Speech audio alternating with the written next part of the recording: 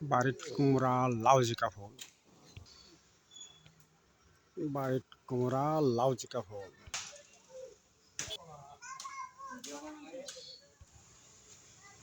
তিয়ঁহ চিঙাখিনি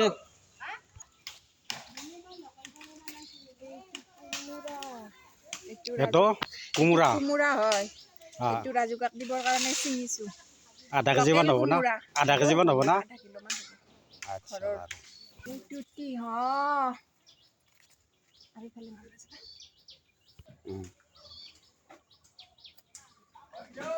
এইটো তিয়ঁহ, লোকেল তিয়ঁহ গাছৰ। খাই সোৱাদ লাগিব ন? খাই সোৱাদ লাগিব। মই ভাইৰ কাৰণে ছিঙিছো।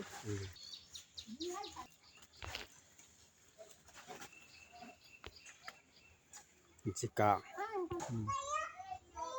জিকা লোকেল জিকা। গছৰ এইটো লোকেল নেচেৰা। নেচেৰা না কাউটি বুলি কয় এটি? এইটো লোকেল বেঙেনা। জলকীয়া এইটো কি ফিৰিঙি জলকীয়া বুলি কয় ন?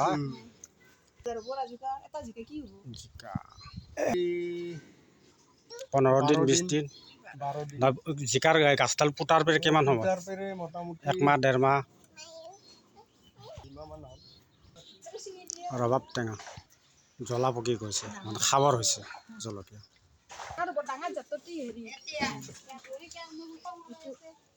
লোকেল জিকা পাতা শাক বুলি যি কয়, পাতা শাক মানে মৰা পাত বুলি কয় ইয়াত। বিন আৰু ভেন্দি মানে ৰোৱা হৈছে, মানে গজালি মেলি উঠছে না।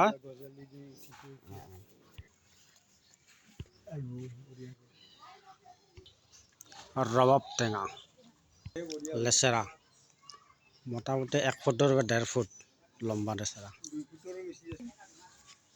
ভাত কেৰেলা ছিঙিবৰ হোৱা নাই এতিয়া। এইবাৰ কি ছিঙিবা ওলছা? এইটো মৰা পাত ছিঙিবা ওলাইছো। মানে আমি লোকেল হয়। এইটো শুক্তা বুলিও কয় বাৰু, শুকোৱাৰ পিছত। আচ্ছা আচ্ছা। শুক্তাও কয়, মৰা পাতো কয়। এইখিনি কিমান দিন হ'ল মানে ইমান হোৱাৰ? মাহমান হ'ল। মোটামুটি 1.5 মাহ না? মোটামুটি 1.5 মাহ হ'ল। আচ্ছা ঠিক আছে। এইটো শুকানকে ভাজি কিনেও খাব পাৰি আৰু মাছৰ লগতো খাব পাৰি। বেছি সোৱাদ আৰু মাছৰ লগত খায়। লোকেল আনাৰস, হ্যাঁ বিন, এটাও খাই সোৱাদ লাগে নহয়? খাই সোৱাদ লাগে। বিন আছে।